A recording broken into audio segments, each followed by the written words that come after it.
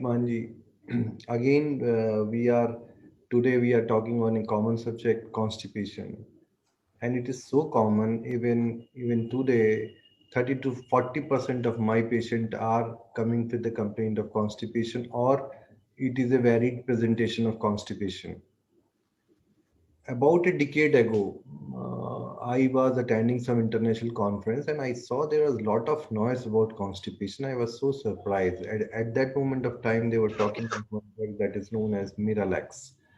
It is very popular powder in America, and this comes in a larger container. I was so surprised. Why is so much of constipation here? And but that moment of time it was not so rampant in India, but I have a little clue it may come into India also because it is so common here. And at that time I was just confused. I have given some summary to someone about constipation at that moment of time, but gradually constipation has started spreading its roots here in India as well. And earlier we were seeing more of diarrhea cases. Now we were seeing more of constipated cases. So pendulum is swing to the other side of the now. There are more of constipation rather than more of diarrhea. There is very nice vaccination also. One of the region of controlling of diarrhea beside hygiene, rotavirus vaccine has decreased the incidence of general diarrhea in children. But why this constipation has come up suddenly, or this was unmasked at that time? This was masked at that time, and it has unmasked now because there is not so much of diarrhea. In fact, a few years back, I got the opportunity to talk about constipation among the fellow pediatrician. Turn out the problem is very common. How did this become a much troubling problem? This is the lifestyle change. This is some genetically engineered wheat we are using, or there is decrease in physical activity, or increase in the digitalization, increase of these video games, involvement in the video games, jumping jack type of game, and children they are busy with watching these game or playing these games, and they refuse to attend the nature's call, or if at all they go to the loo, they will go very fast and come back very fast also.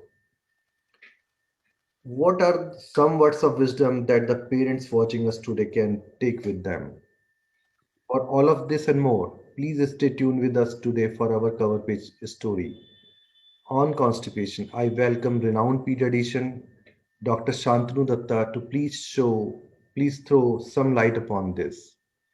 Shantanu Dutt is formally trained from many places and he really worked hard. And he's informally also trained because he is a son of legend pediatrician of UP, Dr. B.K. Datta. So in both the way he is trained. So I will request Dr. Shantanu to throw some light on constipation. Dr. Shantanu, how a parent will define a constipation? How should they say this is constipation or it's not constipation? Because most of the time, if you talk of a 5 year or 6 year or 7 year old child who is going to bathroom or toilet, and they come and they will say, I have, well, the mother will listen the noise of flush, and how she will know he's constipated or not constipated. And if she asks to the child, he will say, हाँ yes हो गई, Mhm. and माँ भी खुश बच्चा भी खुश. But the story is reverse. Yeah. तो डॉक्टर शांतनु आप बताइए कि हमारे जो पेरेंट्स हैं ये कैसे पहचानेंगे बच्चे को कॉन्स्टिपेशन है और कॉन्स्टिपेशन को कैसे डिफाइन करें? Thank you, for, Dr. Anuj, for asking me this question and having me here on this platform. Thank you so much. With that, I would like to say that constipation, I completely agree with you. I was in Australia. I used to think that constipation is a disease of the West or the Western world. And India is a world, or you can say in a country in which diarrhea is more common. We see diarrhea hota rehta hai. Constipation is something which will never come to India. But as of now, in my practice also, I see more constipation than diarrhea. And diarrhea, compared to diarrhea, constipation is a chronic problem. बहुत लंबा time लगता है, काफी time तक होती रहती है. easily identify नहीं होती. As you said कि mother and child don't even realize कि कब बच्चे को constipation हो गया. And when they come to us as pediatricians or as doctors is when it is almost too late. The child has not passed potty or stools for 5 days. He's having a lot of trouble, or blood is coming in stool, or if the child is having pain while passing stool, or a loss of appetite, बच्चे ने खाना शुरू कर खत्म कर दिया है. That is one of the things which we see. I would say, like, for your first question, you had asked how will the mother know. There are some clues you can have. First is that the child is not going to the loo every day. And if the child is going to the loo every day, instead of the flushing ki awaaz aa gayi, the mother should actually see how are the stools. So there is a easy Bristol scoring is there in which you can see how are the stools. In common language, we can say कि if you can just say people come to me and tell me कि बिल्कुल बकरी की तरीके से very hard stools are there, pellet sized. So those are the ones which will say कि severe constipation is there. Other is if you have a bunch of grapes or like बिल्कुल गुच्छे में जैसे कहते हैं खूब सारी पॉटी आ रही है, tight है, the child is straining while passing the stool. You can see this visible strain. Sometimes it is so bad that the child cannot pass motions while sitting. He stands up and takes a posture in which he is passing the stool by straining. So these are all the conditions in which we say that the child is having constipation. Constipation or the frequency of stool differs from country to country. But in India, a child on average should have motions daily, or alternate day is also okay as long as the motions are very soft and are passed without any problem or straining. Consecutively, we also see sometimes cases in which the mother comes and tell me, sir, ये motion करने जा रहा है 5 times a day. But if you take a history in depth, तो पता चलता है कि 5 times इसलिए है क्योंकि first time हो नहीं रही है. He goes first time, passes little bit of hard stools. Second time थोड़ी hard और होती है. And ऐसे करते करते जो है वो 5 times जाके he is not able to fresh or empty his rectum in one bowel movement. He goes it again and again. This is also constipation. So it is easy to identify if the mother looks at the stool and rose the frequency of the motions. So I would say that was the way to start the motion. And especially young kid, they give clue. They hold the stool also by straightening their legs or by crossing their legs. Yes. क्योंकि उनको बड़ा pen होता है hard stool को पास करने में, और जिसको वो बचाने के लिए अपनी टांगों को मोड़ते हैं और या टांगों को स्ट्रेट कर लेते हैं और स्टूल को होल्ड करते हैं.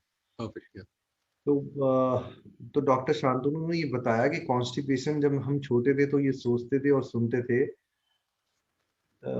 एक तो जब बच्चा जो है 2 3 4 दिन स्टूल नहीं गया तब कॉन्स्टिपेटेड पेरेंट्स सोचते थे. तो वही भी वो आज भी पेरेंट्स की सोच यही है कि 3 4 दिन अगर ये टॉयलेट नहीं गया या लू नहीं गया तो इसने ये कॉन्स्टिपेटेड है. अगर वो रोज जा रहा है तो they even can't dream it कि ये कॉन्स्टिपेटेड हो सकता है. And this is unfolded at the doctors chamber, क्योंकि बच्चा आएगा पेट दर्द के साथ, उल्टी के साथ, या लॉस ऑफ एपेटाइट के साथ, पेट फूला हुआ है, और एक बड़ी आजकल कॉमन कंप्लेंट है कि जी बहुत गैस पास करता है. Yes.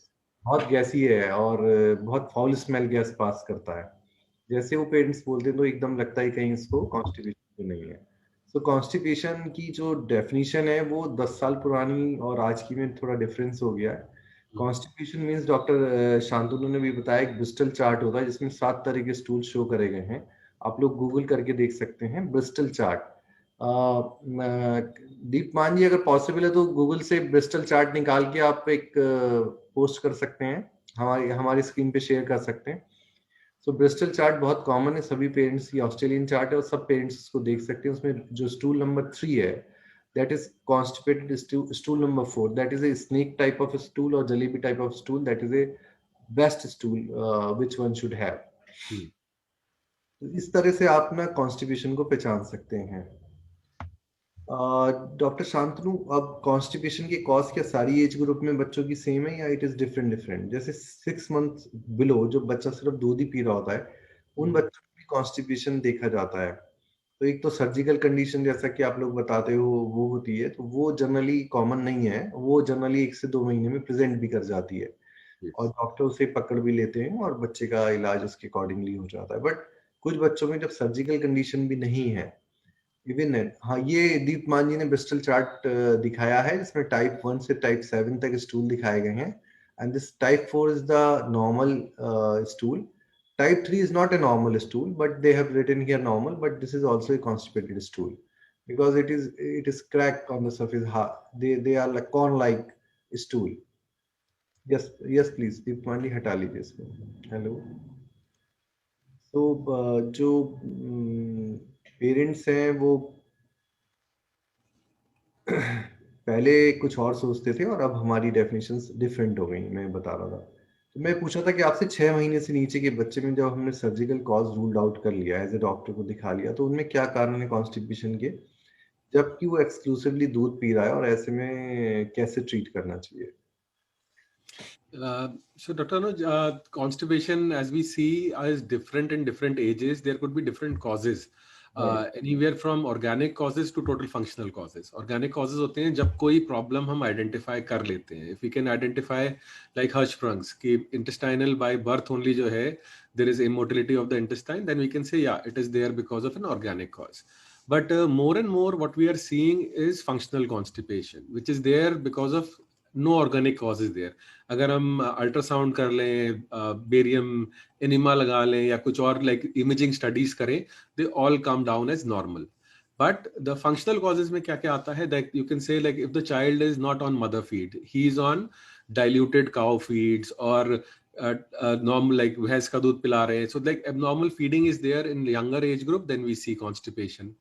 Then later on, so as the child grows up, there is one thing which is there common in India, which is known as early toilet training. So what happens is that the mothers and parents wants to train their child to do for potty training very early. So I have seen parents who start potty training at 9 months, 1 year of age. Ideally, it should be delayed. What happens is कि 1 year पे when we try to make the child to go and defecate, उसको हम pressure like explain करते हैं, करो जोड़ लगाओ ऐसे करो. And what the child feels is कि the way to pass motion is by straining. And when the child starts training, it starts hurting. And when it starts hurting, the child will actually try to delay the motion. So that day he might not go. And this vicious cycle goes on and goes on. And then it leads up to constipation. Another thing which I see is causes of functional constipation later on is like after 1 year of age is the amount of milk consumption. It is very easy to find parents who are giving it's not their fault. What they are doing is they think milk is nice, it should be given to the child. बच्चे के लिए बहुत अच्छा है दूध पिलाना. तो like 1 year old child consuming 1.5 liter of milk, 1.5 kg of milk a day. So बच्चे का weight है like 7-8 kgs, 9 kgs, and वो child is consuming in every 10 days consuming more amount of milk than his own body weight. So, and the diversity of the diet is not there. Child is only consuming milk, milk, milk. कुछ और खाता नहीं है. There is no fiber in the diet. Again, ends up with constipation. And parents are very happy. कि नहीं sir, milk consumption is very good. We are very happy with the milk, but the child is not eating properly, and then he is having constipation. So I would say, with the age, their causes of functional constipation differ, and they have to be dealt with accordingly. And as you had already said, the causes of organic constipation are very few and then can be easily identified by the doctor. It is not something जो बहुत लंबे time तक होती रहती है and it is missed. So like any of the motility disorders can be easily diagnosed early. Very rightly said doctor Shantanu. आपने बताया कि पहले 6 महीने में अगर गाय भैंस का दूध पिलाया जा रहा है, वो भी डाइल्यूट करके, तो उसमें जो कैल्शियम फास्फोरस का रेशियो है वो 1:1.2:1 और 1:1 होता है, जिसकी वजह से कैल्शियम और फास्फोरस का जो कॉम्बिनेशन है वो भी कॉन्स्टिपेशन करता है. बट डॉक्टर शांतनु, अभी आपने बताया 1 ईयर ऑनवर्ड अगर हम ज्यादा दूध पिला रहे हैं तो भी कॉन्स्टिपेशन हो जाता है. आई वंडर, जब ये 6 महीने से पहले तो सिर्फ दूध ही पी रहा है, 90% बच्चे दूध ही पी रहे होते, तो उन्हें कोई कॉन्स्टिपेशन नहीं होता जनरली, और वही बच्चा अगर 1 साल के बाद डॉक्टर साहब अगर वो दूध पी रहा है तो आपके कॉन्स्टिपेशन हो जाता है. तो ये थोड़ा पैराडॉक्सिकल सिचुएशन हो गई. क्या आप बताएंगे क्या इसके पीछे रीजन है? So the reason is कि basically we need like the food diversity should increase after 6 months. What happens is कि that weaning के time, what happens is the purpose is that the child should start eating all kinds of food. जिसमें fiber भी हो, lot of fiber should be there, wheat है, rice है, vegetables है, fruits है, and that should be the major chunk of the diet. अगर हम food pyramid देखें, तो food pyramid में हमें clearly दिखता है कि that all the cereals like rice, wheat and everything come in the bottom and take the maximum part. Then we have other things like fruits and vegetables which are also there. And then also tip में जो आता है is like milk, fat and meat. So this consumption is less. So what happens is कि if that pyramid becomes inverted, in which case the child is taking the maximum amount of milk he milk पिए जा रहा है, and bio जो diversity है food की that goes down. So first of all, fiber intake is zero. There is no fiber taking in the child. And then secondly, जो extra milk consumption होता है, that leads to formation of fecolates or hard stools, very hard stools. And these hard stools are very difficult for the child to pass. And then there is, if he is able to pass the stools, then blood आ जाता है potty में. अगर potty में blood आ जाएगा और anal tear हो जाएगा, that will lead to lot of pain, and then the child is so scared, इतना डर जाता है potty करने से कि वो literally skip करना शुरू कर देता है because of the pain. And then because of the training we parents sometimes do is कि we try to pressure the child to do motion, कि बेटा आपने motion क्यों नहीं किया, आप जाओ करो, पास करो और कोशिश करो. तो बेचारा बच्चा जो है, he only knows how to pass the motion is by training. He starts training, and then again hard stools which are there in the rectum, because all the water is being drained from the rectum, they become very hard, and passing them causes a vicious cycle of pain, and then the child starts holding the motion again and again, and this starts leading to constipation. And also milk consumption also reduces the appetite. So if the child is consuming more milk than required, ideally a 1-year-old child should not take more than like 300 to 500 ml of milk a day. But उसका 3 गुना अगर consume करेगा, 1.5 litre consume करेगा, तो the appetite also goes down, and overall the constipation keeps on going high, and the child will also, this is also very commonly, sir you must have also seen is that इनका weight तो बढ़ता रहता है. So parents are very happy that the weight is growing, but because micronutrient deficiency is there, we will very easily find fat child जिसको vitamin D deficiency है, rickets है, and anaemia है. And anaemia is also like, मतलब good anaemia, like 4 hemoglobin with iron of very low ferritin and very low iron, only because the child is on solitary milk diet. So then we start seeing these things along with constipation. Okay, so आपने बताया जो पहले 6 month तक थोड़ा transition time कम होता है, जल्दी जल्दी स्टूल कर रहे होते हैं, 4 5 6 स्टूल कर रहे होते हैं, तो स्टूल होल्ड नहीं करना होता उन्हें.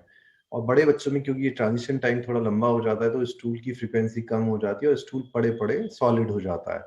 क्योंकि जो हमारी बड़ी आंत है, आपने बताया ना कि वो पानी को एब्जॉर्ब करती है, और अगर वहाँ स्टूल किसी भी कारण रुका रहेगा तो स्टूल हार्ड हो जाएगा, और हार्ड होके कई बार उसमें स्पिक्यूलेटेड हो जाएगा, उसके जो मार्जिन में बहुत हार्ड हो जाएंगे, और जब वो नीचे से निकलते हैं तो बच्चे को बहुत पेन करते हैं, और कई बार वो टीयर भी कर देते हैं, जिसको एनल फिशर कहते हैं, और उसमें खून आने लगता है और बच्चा फिर स्टूल करने से बचने लगता है. तो डॉक्टर शांतनु, एक तो आपने बताया बैलेंस डाइट की इंपॉर्टेंस बताई कि दूध और घी या इस तरह के पदार्थ तो 1 साल के बाद आपको ऑटोमेटिकली 300 to 500 ml कर देने चाहिए. 300 से 500 ml का मतलब है, डॉक्टर शांतनु कह रहे हैं 2 से 2.5 गिलास. तो यहाँ की जो जनता है हमारी, जो हमारी मेन बेल्ट नॉर्थ की है, यहाँ पे लोगों में दूध पीने का बहुत जबरदस्त रिवाज है, और जब मैं उनसे कहता हूँ जरा दूध कुछ कम पिलाएं, तो पूछें दही खिला दें या मट्ठा पिला दें. सो पेरेंट्स, आप मेरे ख्याल से दूध, दही और मट्ठे की तासीर कॉन्स्टिपेशन के लिए तो सेम ही है. अगर आप दूध, दही, मतलब दही, मट्ठा या पनीर खिला रहे हैं तो उसे भी दूध में ही काउंट करें. एक मैच बॉक्स के जितना अगर आप पनीर खिला रहे हैं तो ऑलमोस्ट 1 गिलास दूध पिला रहे हैं आप. तो ये ध्यान रखें, दूध हमारा एम, हम कोई दूध के अगेंस्ट नहीं है. दूध बहुत अच्छी चीज है, कैल्शियम प्रोटीन प्रोवाइड करती है, बट एक बैलेंस मात्रा में जानी चाहिए, एक एप्रोप्रिएशन में जानी चाहिए. तो ये डॉक्टर शांतनु ने बताया, और इसमें balance diet, green vegetables and अब ये सब खिलाना जरूरी है. डॉक्टर शांतनु, अब बच्चे की माँ से आप जब ऐसी बात करते तो वो कहती है जी कुछ खाता ही नहीं, तो मैं इसे दूध पिला देती हूँ. अब आप जरा ये बताइए कि वो दूध पिलाना कम करके खाना कैसे खिलाए जो उसका कॉन्स्टिपेशन सही हो जाए.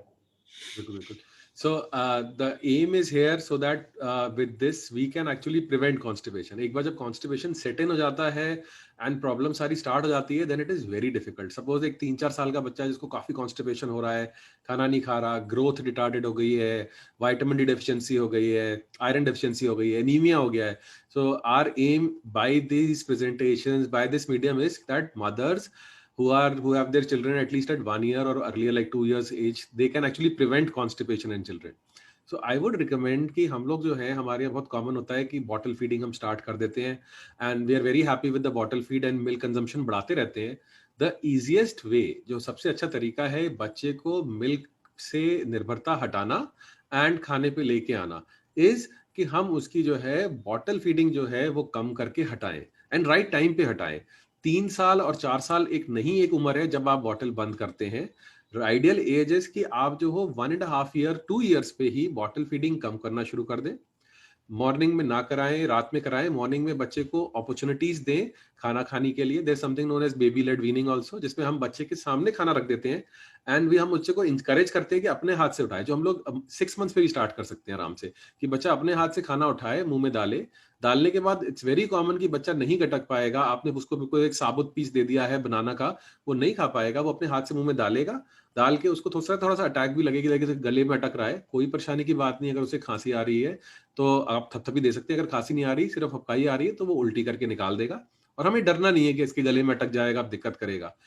अगेन उसको अगले दिन फिर अपॉर्चुनिटी दें, फिर अपॉर्चुनिटी दें। हम एक चीज कहते हैं नियोफोबिया, नई चीज है, बच्चा खा खा के गले में अटकाएगा, थूकेगा, नहीं खा पाएगा। बट जैसे जैसे टाइम बीत बढ़ता जाएगा, हम पाएंगे कि वो एग्जैक्टली अपने हाथ से खाना शुरू कर देता है। एंड जब एक बार उसने खाना शुरू कर दिया और उसको फंदे नहीं लग रहे हैं, तो वो बड़ा इंकरेजिंग हो जाता है कि बच्चा 1 साल का 1.5 साल का जो है बड़े आराम से जो खाना घर में बन रहा है, पेरेंट्स जो खा रहे हैं, फिंगर फूड्स बना के, आलू दे दिए आपने, कोई फ्रूट दे दिया, बच्चे को अपने हाथ से खाने दीजिए थोड़ा बहुत, एंड अपने आप भी खिलाइए थोड़ा बहुत। साथ साथ जो है उसकी बॉटल फीडिंग हम कम करना चाहते हैं। बॉटल फीडिंग कम करते करते करते हमारा एम होना चाहिए 2 to 2.5 years के आसपास ही हम उसकी बॉटल फीडिंग बंद कर दें।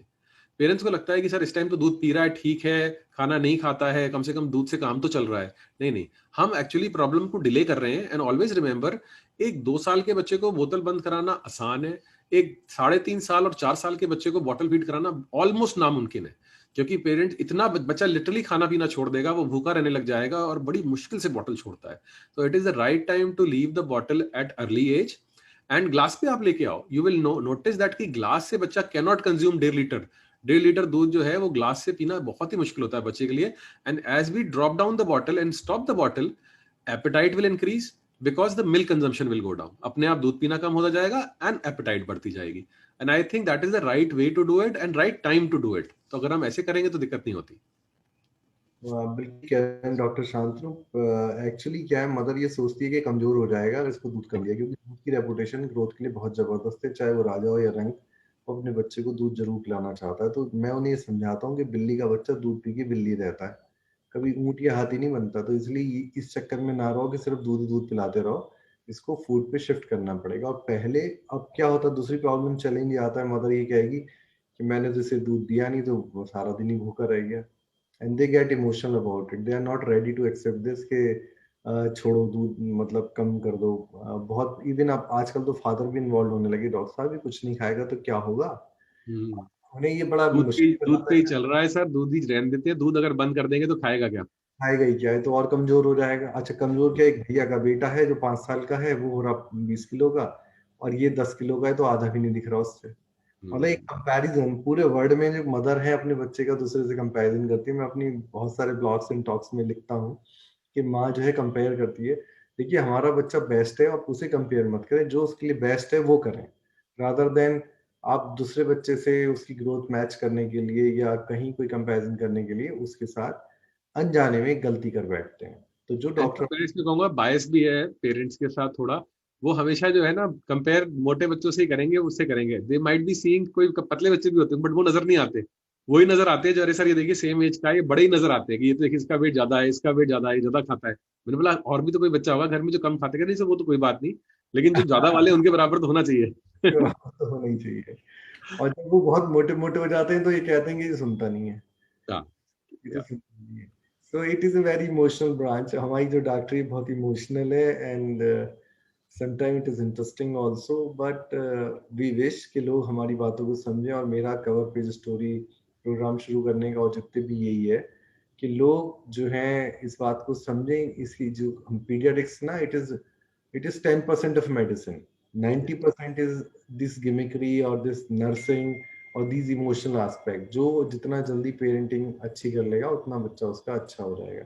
और एग्जैक्टली। बच्चों को खाना खिलाना सिर्फ खाना खिलाना नहीं है, उनमें एक अच्छी हैबिट इनकलकेट करना है, उन्हें डिसिप्लिन करना, उनका लाइफ स्टाइल मॉडिफिकेशन करना है, जिससे बड़े होकर उन्हें ब्लड प्रेशर की दवाइयाँ ना चलें और उनका कोलेस्ट्रॉल वोलेस्ट्रॉल ये सब ना बढ़े। तो ये हम पीडियाट्रिशियन अपनी जितनी कोशिश होती है, हम बच्चों की माओ को और पेरेंट्स को, दादी को समझाते हैं कि देखिए आप ऐसे करिए, और वो some time they become so judgmental, वो हमारी बात को वो चाह के भी सुन नहीं पाते। और हमारे यहाँ तो बहुत रिवाज है, डॉक्टर साहब मुनक्का डाल के दे देंगे दूध के अंदर, पेट साफ हो जाएगा इसका। तो Mhm. What is your take on मुनक्का?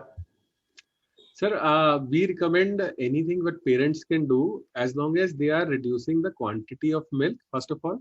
That is very important. And adding fiber in any form is good, but like we don't encourage कि दूध पे लगे रहो, दूध में कुछ डालना है और ऐसे कुछ डालना है. चुआरों को उसका पानी पिला दिया तो they cause little bit of diarrhea, which I have seen people do it.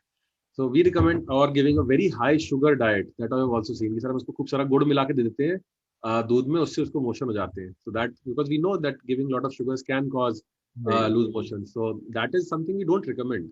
हम लोग रिकमेंड करते हैं कि the right way to move is to increase the fibre in the diet and reduce the quantity of milk in the diet. अगर parents ये दो चीजें करने लग जाएं एंड हम उनको टाइम देते हैं, इट्स नॉट लाइक कि because mother needs time also. अगर आपने बोला कि वो 1.5 लीटर पे और आपने बोला कि उसका कर दो 300 ml, तो that she will be shocked कि ये कैसे कर सकते हैं, इम्पॉसिबल है. तो हम टाइम देते हैं, इंकरेज करते हैं कि हल्के हल्के करें. वी इनकरेज अथॉरिटेटिव पेरेंटिंग, जिसमें हम जो है मदर्स को समझाते हैं कि बच्चे को जो खाना खाना है आप उसमें थोड़ा डिमांड करके मतलब यही दो जो हेल्दी फूड होता है. बच्चा थोड़ा भूखा भी है तब भी उसको इनकरेज करें खाने के लिए. उसको डायरेक्टली जो है अपना लव एंड अफेक्शन इस पे ना दिखाएं कि नहीं उसको सर उसको तो चॉकलेट खाने का बहुत शौक है तो ये चॉकलेट खा लेता है. तो मेरे पेरेंट्स को समझाना होता है कि नहीं आप मत दो चॉकलेट. कह रहे सर वो कैसे मना कर सकते हैं. तो मैंने बोला भाई घर में बच्चा 4 साल का है, he is not the head of the house. You can control ki when he is having a chocolate, when he is not having a chocolate. So we encourage ki instead of giving high sugar, high fatty diet and giving lot of like additives in the milk, we encourage just a good fiber diet. And even if you think the child is consuming less, it is fine. As encourage the child to eat, encourage the child to eat in a way कि हम लोग उनको कहते हैं कि instead of giving a whole plate, कि बहुत बड़ी प्लेट दे दी और वो बच्चा नहीं खा पा रहा है, we say start with small portions. पहले वो पोर्शन दो, लाइक सपोज 2 ईयर ओल्ड और 4 ईयर ओल्ड, हम उसे कहते हैं कि आपको लगता है अगर ये पूरी प्लेट में नहीं खा पाता तो आप उसे हाफ खाना दो, लाइक लिटरली एक रोटी पे ले आओ. एंड देन जब वो खा ले तो उसको इनकरेज करो, लाइक लिटरली क्लैप करें, उसको इनकरेज करें, दिखाएं कि देखो वाओ जिस बच्चे ने देखो कितना खा लिया. अगर हमें उसको कोई लाइक कन्फेक्शनरीज भी देनी है, टॉफी एंड टॉयज भी देनी है, चॉकलेट्स है, उसका क्वांटिटी कम कर दे, वंस अ वीक दे. बट जब भी दें वी इनकरेज की मतलब बोले कि देखो ये देखो इसने पूरे हफ्ते कितनी अच्छी तरह खाना खाया, कितनी अच्छी तरह कहना मानता है, कितना अच्छा बच्चा है. And then give him something. So this is the reward technique. Instead of कि सर ये तो रोता रहता है रोता रहता है रोता रहता है एंड फिर हम लोग थकार के कहते हैं लो भी चॉकलेट खा लो. So we are actually encouraging कि तुम जिद करोगे और अपनी मनमानी करोगे तो आपको खाना मिल जाएगा. So we are encouraging a wrong behavior which will be there for life. Instead of this, we need to build good habits. And to build good habits, we need to have a little bit of authoritative parenting, जिसमें हम जो है not authoritarian की मतलब literally गुस्सा होकर डांटने लग गए, पिटाई करने लगे, डराने लगे. जस्ट अथॉरिटेटिव कि अपने प्यार से लेकिन फिक्स्ड करके जो है to have the right influence. Correct. एक एक टिप मैं इस बारे में और देना चाहूंगा, जो पेरेंट्स बड़े पीड़ित हैं उनके बच्चे खाते नहीं हैं। एक तो हमारी I am the best mom पे एक ई बुक है, आप सब लोग पढ़ें और समझें कैसे बच्चे को खाना सिखाया जा सकता है। एक टिप ये है कि आप अपने बच्चे का एक सुंदर सा फोटोग्राफ कराएं उसको खड़ा करके, और एक कोने में वो फोटो लगा दें और उसके नीचे एक स्टूल रख दें। आप उस स्टूल को आप रखा रहने दें और उस पर हर 2-2 घंटे में कुछ फूड रखते रहें, और खुद ऑब्जर्व ना करें कि बच्चे ने खाया या नहीं खाया। बिकॉज बच्चा आपको आपको ऑब्जर्व करता देख के जरूर खाना नहीं खाएगा, क्योंकि वो थोड़ा अप्रीहेंसिव हो जाएगा, और फिर आप देखेंगे कुछ दिनों में वो अपने आप खाने लगा। और एक दूसरा मेथड ये है कि आप उसके साथ के बच्चों की फ्रूट पार्टी कर दें। हर 2 हफ्ते में दो तीन दिन अगर जब आप ये करना शुरू करेंगे तो और लोग भी करना शुरू कर देंगे। बच्चों को बुलाएं, 4-5 बच्चों को कुछ म्यूजिक लगा दें या कुछ टॉयज डाल दें वहाँ, और वहाँ पे सिर्फ फ्रूट्स रख दें। आप ऐसे में समोसा और पैटीज और ये सब नहीं रखें बच्चे के लिए। आप जो चीज खिलाना चाहते हैं वाकई उसे, फ्रूट क्रीम है, आप ये ना चिंता करें कि कितना बच्चा खाएगा, कितना गिर जाएगा, कितना वेस्ट हो जाएगा, कितनों के कपड़े खराब हो जाएंगे, ये सब ठीक है। देखिए, जब भी बच्चे को आप कोई नई चीज सिखाना चाहते हैं तो इट इज मैसी। वो थोड़ा शुरू में गंदा संदा होएगा, फिर धीरे धीरे बच्चे अपने आप उसको होशियारी से मैनिपुलेट करना सीख जाते हैं। जैसा कि मैंने एक ब्लॉग भी लिखा था कि एक बार में तो मम्मी ए बनाना भी नहीं आता। जब बच्चा ए बनाना सीखता है तो पहले एक लाइन खींचता है, मतलब शुरुआत तो लाइनों से ही होती है, फिर धीरे धीरे सब एबीसीडी और पूरा नाम लिखना सीख जाते हैं, पूरा पढ़ना सीख जाते हैं। तो ऐसे ही खाने का भी, अगर आप उसे अपॉर्चुनिटी दोगे, अगर आप उसे लर्न लर्न करने दोगे तो चीजें आसान होंगी। बट आप अगर लर्निंग में ही आप ऑब्स्टेकल बन गए तो फिर यही सब प्रॉब्लम होती रहेगी, मेरा बच्चा खाता नहीं है। और फूड प्रेफरेंसेस का जो टाइम है वो 6 मंथ से लेके 12 मंथ्स तक का है। उस समय आप वो सब कुछ खिलाओ उसको जो आप चाहते हो बड़ा होके खाए। बट आप खिलाते हो आइसक्रीम, आप खिलाओगे फिंगर चिप्स, आप खिलाओगे जो आम मैंगो जो सब दुनिया खा लेती है, 3-4 चीजें ऐसी हैं। आप इटली से लेके ईरान और अमेरिका से लेके जापान किसी को भी खिला लो, सब खा लेंगे, चाहे उनकी फूड हैबिट्स चाहे कल्चर कुछ भी हो। So you should use what is your culture specific good food. जो हमारे यहाँ जैसे घिया तोरी है, परवल है, टिंडे है, भिंडी है, ये बच्चे बड़े हो तक के नहीं खाते हैं, तो ये खिलाना सिखाने का टाइम है 6 मंथ to 12 months। और अगर आप ये सब बैलेंस डाइट देने की कोशिश करें, कुछ पेरेंट्स हैं, कुछ मदर हैं जो बेबी लेट फीडिंग करती हैं, और उनके बच्चों के रिजल्ट्स, उन बच्चों का आउटकम वो बहुत डिफरेंट होता है। उन बच्चों के अंदर एक सब्र भी होता है। और अदरवाइज बच्चे जब ये ज़्यादा शुगरी आइटम खाते हैं, आइसक्रीम या आम वगैरह जल्दी एज पे दी जाती हैं, तो वो इस खाने के साथ थोड़े इम्पेशेंट भी हो जाते हैं। वो रुक नहीं पाते, क्योंकि ये इतनी टेस्टी फूड है कि वो देखते ही एकदम बेचैन हो जाते हैं और एकदम वो खाना चाहते हैं। तो उससे उनका डिसिप्लिन भी आगे के लिए डिस्टर्ब हो जाता है। खैर, तो इसका ट्रीटमेंट कितने दिन का रहता है डॉक्टर शांतनु, जब आपने सारी टेक्निक आजमा ली और डाइट मॉडिफिकेशन कर लिया और बच्चा ठीक नहीं हो रहा? तो सर हमारे पास जब भी कोई बच्चा आता है with constipation, we do not directly jump to medicine, क्योंकि मेडिसिन से पहले हम लोग जो है always try the behaviour techniques, increasing the reducing the milk in the diet, कि मिल्क को हम कम करें, फाइबर डाइट में बढ़ाएं, एंड वाटर की क्वांटिटी को बढ़ाएं। बच्चे कभी कभार पानी बहुत कम पी रहे होते हैं, तो पानी की क्वांटिटी बढ़ाएं। We want the child to have physical exercise also. Sometimes we find कि आजकल स्पेशली कोविड के टाइम में बच्चा सर मोबाइल देख के देखता रहता है, क्लास भी मोबाइल पे होती है, वैसे भी मोबाइल पे बैठा रहता है, एंड गेम्स भी मोबाइल पे होते रहते हैं, तो the movement and the exercise is gone. तो वी ट्राई टू इनकरेज कि कोई भी फिजिकल एक्टिविटी हो, घर में हो या कहीं आप छत पे कर सकते हो या कहीं जा सकते हो, अगर पार्क अवेलेबल है आपके पास, तो बच्चे को फिजिकल एक्टिविटी कराइए, इनकरेज कराइए, उसकी डाइट में फाइबर को बढ़ाइए, एंड देन फाइनली जो है मिल्क कंजम्पशन को कम करिए एंड शुगरी स्टफ को कम करिए। And with this advice what we do is कि वी सी कि some kids can improve and some don't improve. If the kids are not improving, so that when we go for medicines. Medicines may we have seen that sometimes parents can get over the counter drugs which are stimulants. तो वो जो है motion कराने के लिए होती है, like पीकोसल्फेट is there, वो एक्चुअली मोशन करवा देती है, एंड उससे बड़ा आराम मिलता है कि आपने दवाई पिलाई और बच्चे को मोशन हो गया। But that is not the right way to treat it. तो होता क्या है कि उसको आप दवाई दोगे, देन बच्चे को मोशन हो जाता है। बच्चे ने मोशन करना सीखा नहीं है, एंड वो जैसी दवाई बंद करेंगे तो immediately the child will and up in constipation. तो हमारा एम होता है कि जब भी हम ट्रीट कर रहे होते हैं विद मेडिसिन, तो हमने जो डाइटरी मॉडिफिकेशंस किए हैं सब करें, दैट विल फॉलो। बट जो aim of the medication is to make the stools very soft, they should have lot of water in them, so that the child can pass motions without any problem. And जब हम लोग इसको encourage करते हैं motions के साथ, तो we have a routine also. तो हमने देखा है कि that whenever we take food, our gut relaxes, and whenever our gut is relaxed, we find that कि motions after taking food, half an hour after that, that is the best time to start giving the child food. So best time to go for motion. तो आधे घंटे बाद खाना खाने के हम भेजेंगे बच्चे को कि अब आप जो है मोशन करने जाइए। मोशन करने के लिए हम उसको वहां बिठाएंगे। We will put him in an Indian style toilet. अगर हमारे पास इंडियन स्टाइल टॉयलेट नहीं है, then what will do is will try to encourage that the child sits with a stool, like a stool, जिससे उसके पैर ऊपर आ जाए। So that is the right position, it aligns the rectum so that the child can pass motions without any problem.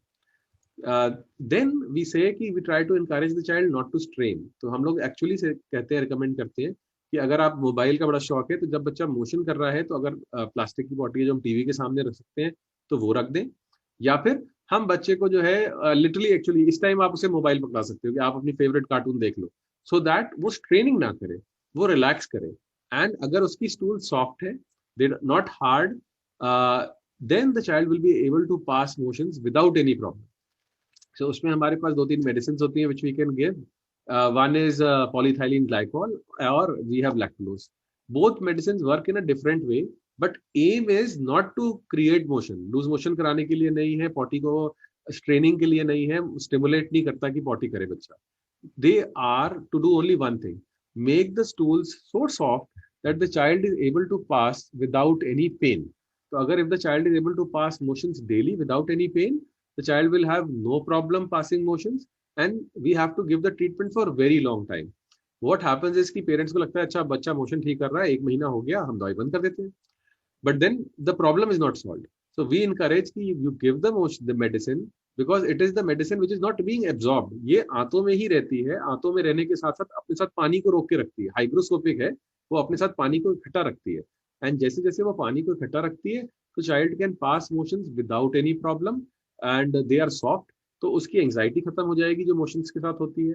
जो उसको pain होता है while passing motions, that also goes away. And then as the time passes, the child is able to pass motions without any problem.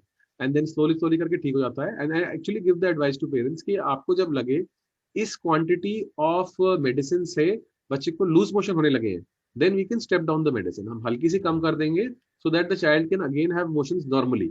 And then again normal होता रहेगा, then again medicine कम होती रहती है by simple steps. And जब बहुत ही कम dose पे आ जाते हैं, then we finally stop the medicine. But we continue the diet and the advice which we are giving to the parents. तो अंदाजा आपके हिसाब से 4-6 महीने लग जाते होंगे या 8-10 महीने तो लग ही जाते होंगे ठीक Even longer, sir, even longer. Some मतलब it is very optimistic कि 4-6 महीने तो बहुत ही optimistic है. I would say anywhere from 9 months to even 15 months भी लग सकते हैं आराम से. So it depends कि how long is the constipation. अगर बच्चे को कॉन्स्टिपेशन अभी शुरू हुआ है एंड बहुत अर्ली एज में हम लोग उसको ट्रीट करना शुरू कर दें तो yes it will take less time. It is basically जैसे रेक्टम है, वो रेक्टम कभी बार इतनी बलून कर जाती है, इतनी बड़ी बढ़ जाती है कि बच्चे को प्रेशर लगता ही नहीं है. मतलब उसको लिटरली उसकी रेक्टम फिल होगी इन 3-4 days. तो then obviously we will have to give the medicine for a very long time, may be up to an year also, कि हल्के हल्के करके जो है the rectum size will again come down as he grows up and then he will be able to pass motions normally. But हमारा emphasis इस पे parents के लिए होता है अगेन एंड अगेन कि ये मेडिसिन की फर्स्ट ऑफ ऑल आदत नहीं पड़ती है, ये मेडिसिन खून में जाके एब्जॉर्ब नहीं होती है, इनका कोई साइड इफेक्ट नहीं है, ये सिर्फ आंतों में ही रहती है और इनका काम सिर्फ एक ही काम है कि अपने साथ जो है because it's high molecular weight, ये अपने साथ पानी को पकड़ के रखती है. तो जो है जो रेक्टम में जो स्टूल्स हैं वो पानी के साथ रहेंगी, वो हार्ड गांठें नहीं बनेंगी एंड बच्चे को डर जो है जो पॉटी टाइट करने में होता है वो हल्के हल्के करके खत्म हो जाएगा. राइट. सो पेरेंट्स देखा आपने डॉक्टर शांतनु ने बताया, और जैसे कि आप 10 दिन के ट्रीटमेंट या 15 डेज के ट्रीटमेंट के बाद जब आपको एक आराम मिलने लगता है तो आप इमीडिएटली ये पूछना शुरू कर देते हैं कि अब दवाई कितने दिन देनी पड़ेगी. और हमारे यहाँ तो एक बड़ा ही कॉमन क्वेश्चन है, डॉक्टर साहब जब दवाई देती हूँ तो स्टूल हो जाता है, जब दवाई बंद कर देती हूँ तो नहीं होता. अब होता क्या है, जैसे वो दवाई, अब दवाई ऐसा तो है नहीं कि बड़े लार्ज कंटेनर में कोई लेके जाएगा, वो छोटी शीशी ही होती हैं जो कभी 10 दिन चलेंगी, कभी 15 दिन चलेंगी, डिपेंडिंग अपॉन द डोज. और जैसे ही वो बच्चा ठीक होने लगता है तो मदर सोचती है कि अब पता नहीं से दवाई की ज़रूरत है या नहीं है, अब मैं डॉक्टर साहब के पास जब जाऊंगी तब उनसे पूछ लूंगी और तब हम ले लेंगे. बट ये बार बार हम समझाना चाह रहे हैं डॉक्टर शांतनु भी, आप जब डॉक्टर के पास जाएंगी जब जाएंगी बट इस ट्रीटमेंट को बीच में प्लग मत कीजिए. क्योंकि ये डॉक्टर शांतनु ने बताया कि रेक्टम ढीला, मोटा और चौड़ा हो जाता है, जिसके अंदर स्टूल काफी सारा भरने के बाद भी बच्चे को ये फीलिंग नहीं आती कि मुझे स्टूल को बाहर क्लियर करना है, क्योंकि उससे सेंसेशन लॉस हो जाते हैं. जो रेक्टम का जो मैकेनिज्म है हमें स्टूल आने का, रेक्टम जब फुल होता है तो उसमें एक सेंसेशन डेवलप होता है कि इसको एम्प्टी करा जाए. वो जो सेंसेशन है वो लॉस्ट हो जाता है, और उसे रेस्टोर करना वो कुदरती रूप से ही रेस्टोर होता है जब हम डिसइम्पैक्टेड और रेगुलर एम्प्टी कर रखेंगे रेक्टम को. तो धीरे धीरे धीरे धीरे उसकी इलास्टिसिटी कम होगी और उसके अंदर सेंसेशन जो गायब हो गए थे वो बिल्ड अप होने शुरू हो जाते हैं. But it takes a very long time. जैसा कि डॉक्टर शांतु ने बताया, अगर शुरू शुरू में ही कॉन्स्टिपेशन के आप डॉक्टर के पास पहुंच गए तो वो ज़्यादा उसको प्रोलॉन्ग नहीं होने देंगे, और अगर आप लेट जा रहे हैं तो फिर नेचुरली टाइम भी ज़्यादा लगेगा. तो बीइंग पेरेंट्स आपको ना इसमें खुद जजमेंटल नहीं होना है, अपने डॉक्टर पे ट्रस्ट करना है. आप बोलते बार बार हो कि हम डॉक्टर साहब आप पे ट्रस्ट करते हैं, तो आते हैं आपके पास, आपसे भी कहते होंगे, बट इन ए वे वो ये कोई ट्रस्ट में नहीं बैठता. वो जो हमारी मेन एडवाइस होती है वही वो किनारे रख दी जाती है. अब लाइक जो आपने दवाई बताई है पॉलीथाइलिन ग्लाइकोल, ये पाउडर सैशे की फॉर्म में, पाउडर की फॉर्म में और सिरप की फॉर्म में आती है. मोस्टली बच्चे उसे एक बार में रिजेक्ट कर देते हैं, तो उसकी मदर उसको दोबारा देने की कोशिश नहीं करती हैं, और वो कहती हैं ये तो मैं अपने बच्चे को दे लेता नहीं है दवाई. वो एकदम से, अगर बच्चे ने एक बार उल्टी कर दी या एक बच्चे ने नहीं लिया, मैं उनको समझाता हूँ कि आप ब्रांड चेंज करके दो. सीसी चेंज हो जाएगी तो बच्चा शायद उसे उस दवाई के साथ आइडेंटिफाई ना करे, और सब कंपनियों के प्रिजर्वेटिव और थोड़ा टेस्टों में फर्क होता है। हो सकता है कि बच्चे को एक टेस्ट अच्छा ना लग रहा हो तो दूसरा टेस्ट अच्छा लगने लगे, बट वो क्या करेंगे कि वो वाली दवाई छोड़ के टॉनिक सारे पिलाते रहेंगे। हम्म। तो वो जो रिस्पॉन्स लेना चाहिए और जो बच्चे की वेलबींग के लिए जो चीज़ें हमारे द्वारा जो प्लान करी गई हैं वो होनी चाहिए, वो सब फेल हो जाती हैं। थोड़ा इंडिया का सिस्टम भी डिफरेंट है। जैसे जो वेस्टर्न कंट्रीज हैं वहाँ ओपीडीज भी इंश्योरेंस से कवर हैं, तो डॉक्टर के पास जाने के लिए पेरेंट्स को सोचना नहीं पड़ता है। But here in India OPDs are not cover through insurance companies, so वो भी एक रोड ब्लॉक हो जाता है कि उन्हें डिसाइड करना है वो तो कब। इसमें ना मैं एक्चुअली हम लोग का डॉक्टर का भी अपना रोल बताना चाहता हूँ कि हम लोग को एक्चुअली इसे करना चाहिए, और मैं करता भी हूँ। कि हम लोग करते क्या है कि जब भी पेशेंट्स को फर्स्ट टाइम तो चलो हमने मेडिसिन दी, then they we call them कि आप एक हफ्ते बाद आओ। जब वो आते हैं तो then they are very happy कि सर मोशंस हो रहे हैं, एवरीथिंग हो रही है। तो उस टाइम जो है हम लोग सेकेंड विजिट में थोड़ा टाइम एक्सप्लेन करने के लिए लगाते हैं एक्स्ट्रा पेरेंट्स को कि ये जो है चलिए फायदा हो रहा है, बट ये दवाई हमें इसको काफी लंबे टाइम देनी पड़ेगी, इसी में फायदा होगा। एंड हम लोग को एक्सप्लेन कर देते हैं कि वही जैसे मैंने आपको बताया कि ये इसके कोई साइड इफेक्ट्स नहीं होंगे लंबे टाइम के लिए, एंड किस तरीके से मेडिसिन को बीच में स्टॉप मत करिएगा। एंड आई अंडरस्टैंड कि फाइनेंशियली भी है। इवन कोविड में भी पेरेंट्स आर वेरी स्केयर्ड कि एक बार चलो दिखा लिया, अब अगली बार दिखाने से बहुत डर लग रहा है। So what I try to tell them is कि okay, even if you are not coming after 2 months, आप 3 महीने 4 महीने भी हो जाएं, please do not stop the medicine. अगर आपको लग रहा है कि नहीं इससे लूज मोशन से होने लगे, देन स्टेप इट डाउन, हल्का सा अपने आप कम कर लो। Have confidence in the medicine, आप अपने आप भी दवाई एडजस्ट कर सकते हो। इट इज नॉट व्हाट की जो मैंने लिखा है it is set in stone. Normally जब भी हम दवाई लिखते हैं वेरी स्ट्रिक्ट की okay if I have written this much antibiotic तो यही देनी है। अगर फीवर के लिए मेडिसिन लिखी है कि इतने गैप पे देनी है, तो ये नहीं है कि आप जल्दी जल्दी दोगे। सो वी इनकरेज, बट इस मेडिसिन में वी ऑलवेज से कि वी आर वेरी फ्लेक्सिबल। आप अगर मेरे पास आओगे कि आप ये दवाई लगातार 4 महीने भी हो गए आपको देते हुए, तो you will be fine. And इससे मैंने फायदा भी देखा ड्यूरिंग लॉकडाउन। सम पेरेंट्स और लाइक कि हमने सर आपकी मेडिसिन बंद ही नहीं करी, we started giving it and we were continued giving it. And they came back to me like after almost like 10 months, and they are like कि sir आपने स्टार्ट करी थी 10 ml twice a day, now we are eight 2.5 ml once a day, and हमें उस पर भी लग रहा है मोशंस पतले हो रहे हैं। तो ऐसे okay this is the right time to stop the medicine, but keep the medicine with you. क्योंकि हो सकता है कि आगे चल के उसको अगर फिर से कॉन्स्टिपेशन आए तो you can give it so that कि वो लंबे टाइम तक ना हो। ऐसा नहीं होना चाहिए कि 5 days हो गए and child is not past motion, because इसमें relapse can also happen even after the child is recovered. So we always recover till then this. Very nice, doctor Shantanu ने बहुत अच्छा बताया। और डॉक्टर शांतनु का कहना ये है कि जब आप डॉक्टर के पास जाएं तो सिर्फ दवाई लिखवाने के उद्देश्य से ना जाएं। दवाई लिखना तो डॉक्टर के लिए 1 मिनट का काम है, आप उससे सीखने जाएं। जो आपने लर्न किया हुआ है ना उसको अनलर्न करके रीलर्न करना है। तो आप डॉक्टर से सीखने जाएं कि इसे कॉन्स्टिपेशन क्यों हो रहा है और आगे ना हो उसके लिए क्या करना पड़ेगा। बट क्योंकि बहुत बहुत बार पेरेंट्स का जो माइंडसेट है वो डॉक्टर से सवाल पूछने में ज्यादा बिजी रहता है कि वो उसका आंसर नहीं सुनना चाहते हैं।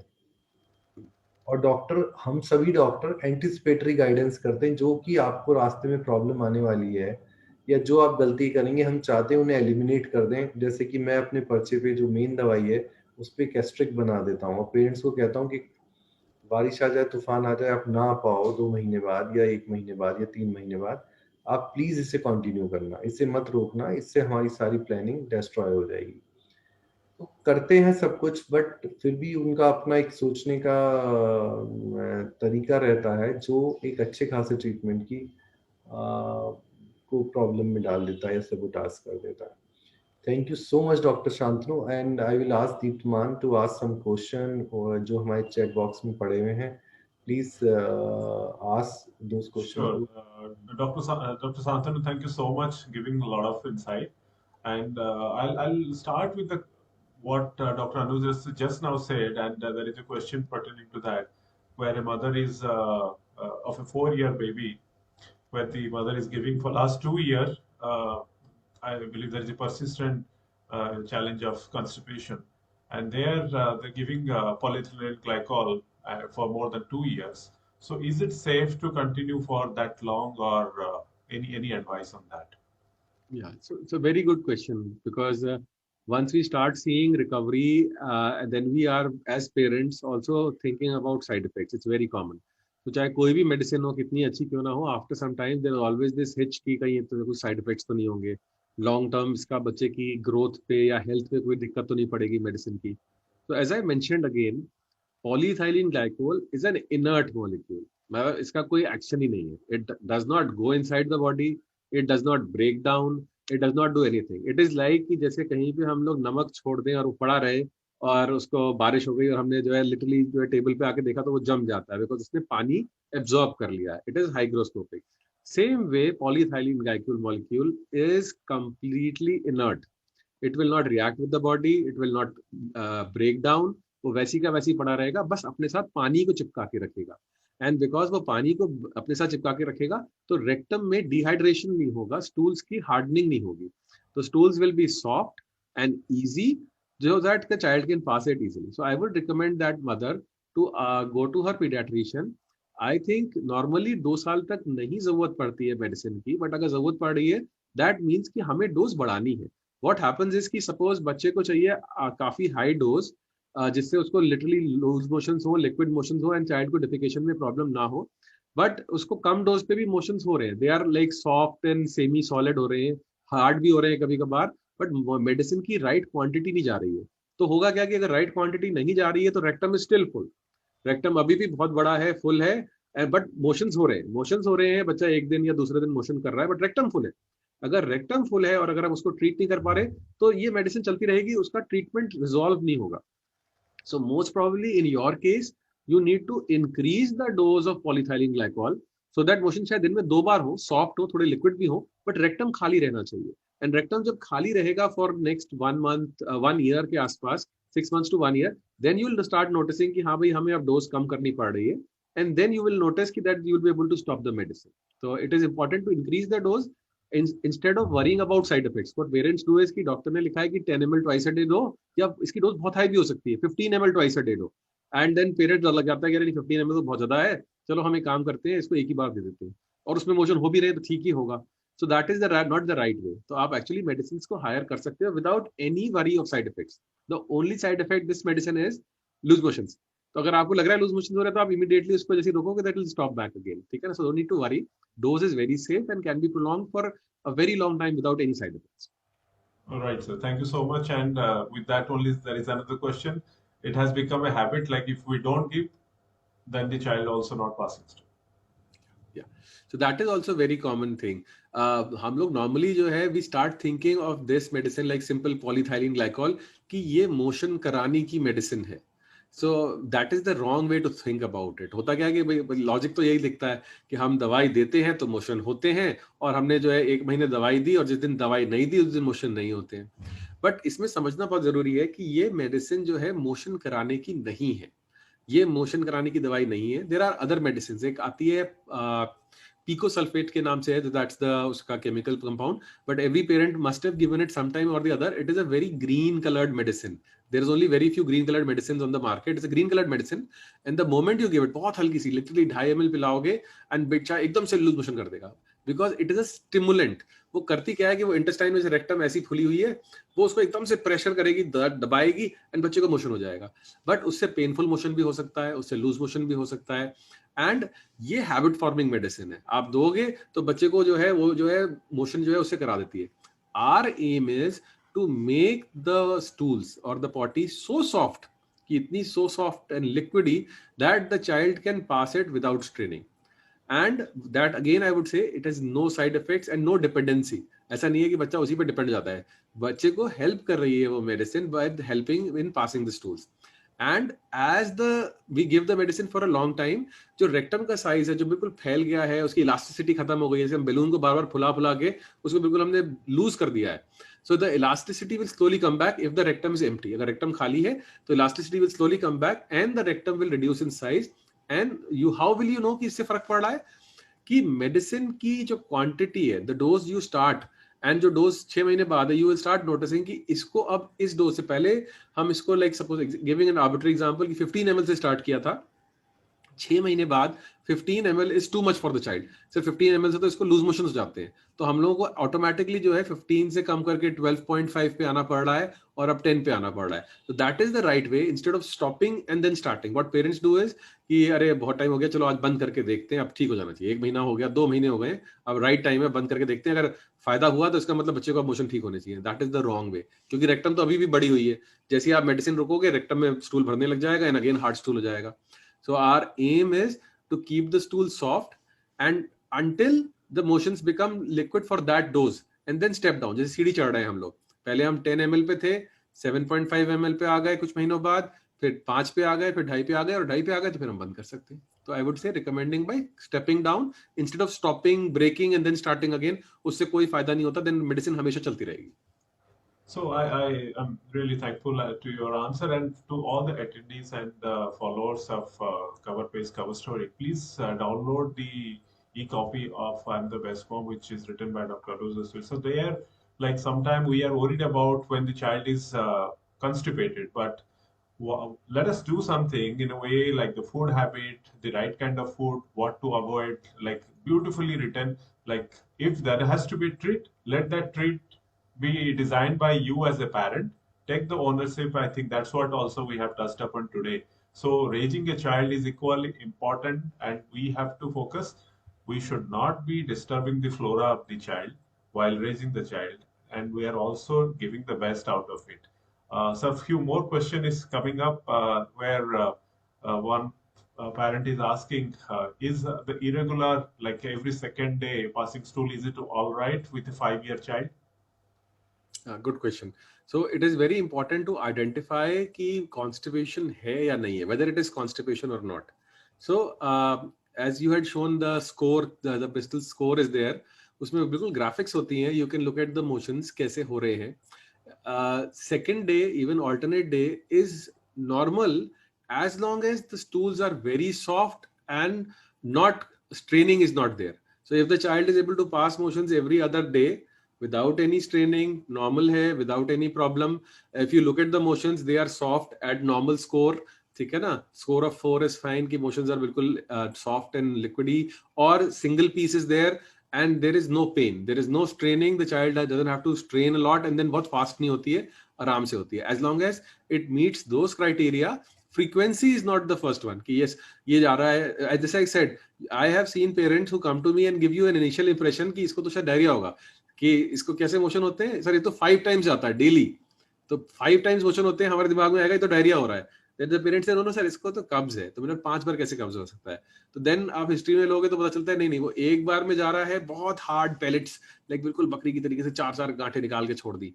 देन अगेन उसने सेकंड टाइम पास करी, देन थर्ड टाइम पास करी. So frequency is not the indicator कि कॉन्स्टिपेशन है या बच्चे को मोशन लूज हो रहे हैं. Looking at the stool consistency and whether the child is training or not. As sir had already said कि legs को cross कर लेता है, बहुत जोर लगाता है, so those are the signs of constipation. So look at that. Sometimes बड़े बच्चों में you can even see कि flush करने से motion flush हो रहा है या नहीं हो रहा. It is very common in England and Australia. What the parents will come and say कि भाई एक बार में flush नहीं होती, we have to do double flushing and triple flushing, only then the child is able to pass stool. So that is also an indicator कि motions are very huge and difficult to pass. Absolutely. And with this, I will have one question to Dr. Anuj Rastogi sir over here. When we are talking about a child is constipated and the role of Dadima syndrome, but what you just now said, Dr. Santanu, most of the time, if there is a like ऐसा भी होता था, like when your father was at this age, this used to happen. And I have seen in couple of platforms where Dr. Anuj is also saying that is given as an example, and it will heal up maybe with the course of time. Sir, any comment on that? Uh, Correct. Actually, the remedies or treatment that may have worked 10 year back or 20 year back or 30 year back may or may not work today. Time change, science progresses. Armed with latest knowledge, research, tools, and technique, your doctor will be in a position to give you the best treatment plan. There was a time when every constipation was treated by psyllium husk or isabgol ki bhusi, and it was very very popular. But nowadays we don't talk of that. And if you add to the constipated, if a child is very highly constipated who is not passing stool, and you add isabgol to it, then it will further exaggerate the constipation. So time has changed, science has progressed. So you should respect this also, and whatever you know, we appreciate that, and we respect that. And but we are doing this day and night. We are reading about it, and we treat like we are as a child specialist. We treat children only, and cardiologists treat heart only. So any day they know far ahead what we know as a patient. So we should give them respect also, and to listen to them also, and just focus on their advice and to follow that. It will be good for the child, it will be good for the family, and it will be overall good for the response. So we need to understand the plan, and the way your doctor trying to teach you. तो देखिए, हम बच्चे ही तो देखते हैं, और तो हमें कुछ आता भी नहीं है। और डॉक्टर शांतनु का मुझे नहीं मालूम, ये शेयर्स वगैरह भी करते हैं, बट मुझे फोटोग्राफी का बहुत शौक है। I am very good in photography. Very nice, very nice. तो वो थोड़ी बहुत देर के लिए करते होंगे doctor Shantanu, but majority of time तो या तो बच्चों को ट्रीट करते हैं, या उनके बारे में पढ़ते हैं, या सोचते हैं। देखिए, हम मेडिकल साइंस वाले लोगों को बहुत पढ़ना होता है, और हम इन्हीं प्रॉब्लम के बारे में मनन करते रहते हैं। तो प्लीज आप हमें मानिए, हमारी बात सुनिए, यही सबके लिए अच्छा होगा। Right. Thank you so much, Dr. Anuj. And as you are always a believer of this is for you. It is not the strongest of the species that survive, not the most intelligent, but the one most responsible to change. It's very rightly said by Charles Darwin, and we all know about Charles Darwin, who has given the theory of the survival of the fittest. And thank you so much, Deepman, and thank you so much, Shantanu, for sparing time and creating this platform very vibrant. Thank you, Deepmanji, to give me this opportunity to run this platform regularly. Thank you. Thank you So so it's much. always an honor to have you, Dr. Anu sir, and Dr. Santanu sir. Thank you so much spending your time over here. We will be looking forward to see you more often. And now, the audience, please subscribe to the social platform of I'm the Best Mom, and the website. There you can see all the videos. You can refer it. You can share it with your friends, colleagues, whosoever is requiring. So we every time, every week, we are having different episode, different topic which is more relevant to your children. Uh, Beyond that, every day evening there is a yoga session happening. Please join. Please let the kid. It's a playway method. A lot of fun, and summer vacation is coming up in North India. Let the children spend 30 minutes. Not only that will help the child to be healthy, it is going to be rejuvenating time for them as well. And the French language, weekly twice, let them learn everything which is under the platform of I'm the Best Mom. Definitely, Radhika Singh, you will see the link out here. Please subscribe to the Facebook channel of I'm the Best Mom. You will be getting the updates, everything out there. Yes, Dr. Anuj. There is one more thing which I would like to add, because sometimes constipation is so obstinate, doctor has to advise enema, and maybe for a day or two or three. So don't take it the way it is, because this treatment is a long haul. It's a long process. So first of all, we need to disinfect the intestine to get effect of the treatment, or to effect of the medicine. तो बिल्कुल enema लगाने से परहेज मत कीजिए। अगर आपके doctor ने रिकमेंड करा है तो आप लगवाइए। और एनीमा लगाने से कोई आदत नहीं पड़ती। और एनीमा लगाने से एक बड़ा मिथ है कि लूज मोशन हो जाएंगे। एनीमा में सिर्फ ग्लिसरीन होती है। हम कोई मेडिसिनल एनीमा यूज नहीं करते। ग्लिसरीन सलाइन होता है, जो कि स्टूल को सॉफ्ट करके फैसिलिटेट कर देता है, निकलवा देता है। और वो हार्डली 3 4 5 इंच तक काम करता है इंटेस्टाइन में, जबकि इंटेस्टाइन बहुत लंबी है। तो आपके बच्चे को इंटेस्टाइन में एनीमा लगाने से कोई लूज मोशन नहीं होने जा रहे हैं। तो डरिए नहीं, अपने डॉक्टर को फॉलो करिए। Please please please have patience. Sir, I missed out one important question, and this is from my side. I also am a parent to twin daughters. Now, my question is, let's say if the constipation persists, does it have any serious implication in the later age of life? Like, does it have any connection to any other, maybe related to bone joint pain or something which may come up? So, this is, should I answer, Shantanu? If you permit me, may I Yes, answer? please, please. So you can add later on. So one thing also was missing was encoparesis और paradoxical diarrhoea. Paradoxically. क्या होता है कि जब जो stool hard होता है, जैसे कि डॉक्टर शांतनु ने बताया, वो कई बार होल्ड हो जाता है रेक्टोसिग्मोइड जंक्शन पे। और जैसे कि हम ट्रैफिक जाम में देखते हैं कि हमारी गाड़ी तो बैरियर के इस तरफ खड़ी रह जाती है और साइकिल और स्कूटर बैरियर के नीचे से निकल जाते हैं, तो उस तरह भी stool, paste like stool pass हो जाता है। या कई बार ये जो हार्ड स्टूल है, रेक्टम की वॉल को इरिटेट करके वाटर पैदा कर देता है।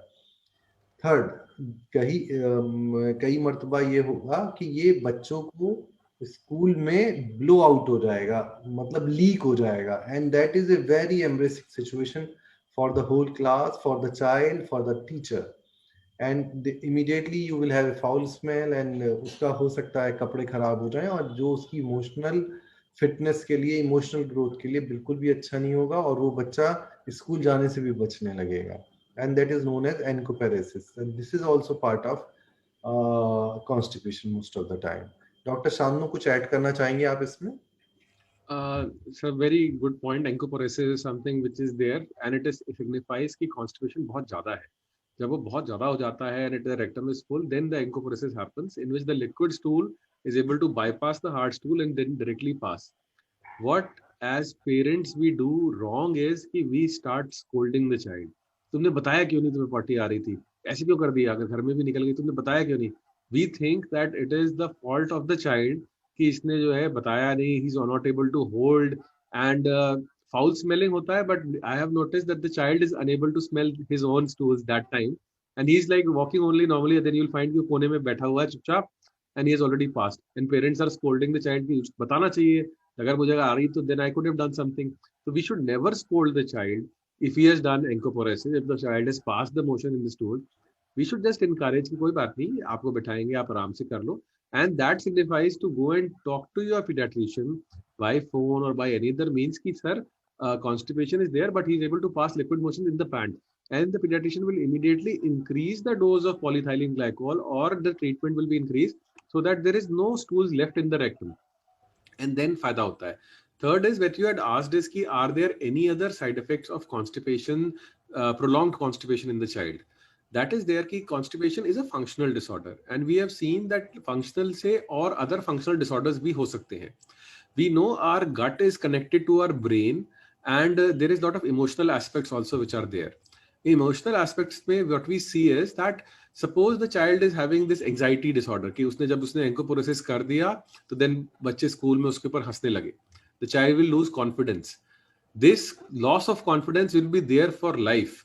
वो स्कूल के बाद कॉलेज जाएगा, कॉलेज के बाद एक जॉब अपॉर्चुनिटी में होगा जहां पे सब लोग उससे क्वेश्चंस पूछ रहे होंगे. It might be that he knows the answer in a board meeting. He knows the answer, he can give the presentation, but because of that episode that happened early in the life, he might not be confident enough to stand up and speak. And right now it is very important to stand up and speak. अगर उसने अपना chance miss कर दिया और किसी और को कोई हाफ आइडिया भी था बट जिसने बोला तो बॉस उसी को फेवर करेगा कि हाँ भाई सही तो जो बोल रहा है, जब तक वो बोलेगा नहीं तो पता कैसे चलेगा. So the confidence goes down. Second, we know that functional constipation can give rise to other functional problems like functional abdominal pain. बच्चे को पेट में दर्द होता रहता है, बार बार दर्द होता रहता है, कोई अल्ट्रासाउंड करा ले, कोई एंडोस्कोपी करा लो, कुछ भी करा लो, everything will come back to normal. But then this is there, the other functional disorders are there. And as Sarat said, कि whenever you have constipation, there is a chance of nutritional disorders. बच्चे को चाहे anaemia हो या ना हो, the child can be iron deficient. And if the iron deficiency is there during the early phase of life, जिसे हम first 1000 days कहते हैं, which is very important now. During the first 1000 days, if the child is iron deficient, चाहे anaemia हो चाहे ना हो, बच्चे का IQ, कॉग्निशन, ब्रेन ग्रोथ पे दिक्कत होता है. बच्चे को माइक्रोन्यूट्रिएंट डेफिशिएंसी होगी, उसकी गट की हेल्थ अच्छी नहीं होगी, उसकी गट में अच्छे बैक्टीरियाज ग्रो नहीं करेंगे, तो लेटर ऑन जो है the chances of diabetes, heart disease are also there. So it's very important कि हम go back to the old times, जो हमारे जो पूर्वज लोग कहते थे और इवन ग्रैंड पेरेंट्स कहते थे कि अगर आपकी पेट ठीक है, अगर आपकी आंतें ठीक मूव कर रही हैं, एवरीथिंग मोशंस आर ठीक, तो ओवरऑल आप ठीक हो. तो we should go back to that old phase कि yes, if the motions are opening, everything is okay, that means overall health is also good. It is a good indicator of जो general health. मैं एक और चीज कहना चाहूंगा कि बहुत सारे बच्चों में जो कॉन्स्टिपेशन है स्कूल जाने के समय शुरू हो जाता है, बिकॉज वो स्कूल में कई बार नेचर कॉल होती है तो उसे वो अटेंड नहीं कर पाते, और अक्सर बच्चों को क्योंकि स्कूल सुबह शुरू होता है तो सुबह जागने की भी जल्दी होती है, और थोड़ा लेट उठते हैं और फिर उनकी मदर उन्हें पुश करती है स्टूल के लिए जाएं, वो जाते हैं ज़बरदस्ती और उसके बाद फ़ौरन लौट आते हैं। और इस तरह से उनमें कॉन्स्टिपेशन ट्रिगर हो जाता है और स्कूल में जब उन्हें पॉटी आती है तो वो स्कूल में नहीं जाते। तो आप बच्चे का स्कूल बड़े ब्रांडेड स्कूल में सभी लोग चाहते हैं कि उनके बच्चे पढ़ें, तो कृपया करके आप वहाँ के टॉयलेट भी देख लें कि आपका बच्चा उन टॉयलेट्स में जाएगा नहीं जाएगा। कॉन्स्टिपेशन को बहुत लाइटली ना लें। 40% 30 to 40% पेशेंट्स जो है कॉन्स्टिपेशन के साथ हमारे क्लिनिक में आते हैं। तो कहीं ना कहीं जो हमारा लाइफस्टाइल चेंज हुआ है, डाइटरी हैबिट्स चेंज हुई हैं, जो सर्कैडियन रिदम हमने चेंज कर लिया है, कोई रात में सोने का टाइम सही नहीं है, जागने का टाइम सही नहीं है, फिजिकल एक्टिविटी कम हो गई है क्योंकि पूरा का पूरा सिटी जो है कंक्रीट जंगल बनता जा रहा है। तो इसलिए सभी चीज़ों का ध्यान रखें और with this light note we will take your leave and because session is already more than 70 minutes now. Absolutely. So, So thank you so much, Dr. Anuj sir and Dr. Santanu sir, and thank you the attendees for spending your time over here. It's not at all a small topic. This is a very emotional and physical like way of understanding the subject, which we are seeing it today, and that's the reason we are more than 10 minutes ahead to the scheduled time. Probably sometime in future we'll add on one more episode to this. So with this, thank you so much, both of you, sir, and wishing you all a very good night. Thank you so much. thank you, Thank you, Deep. Dr. Anujan, having me here. It's very nice to have. And all the mothers and parents and even teachers are there. So I would recommend, as Sarit said, ki school is the one place where it starts. So there are parents who are must be teachers also. So always pay attention to your student. If he wants to go to the toilet, it's not like nahi abhi nahi ja sakte, aap roko. So we should encourage to have the right when the nature calls. They should be able to answer the nature's call. Thank you. Thank you so much. Very much. Thank you.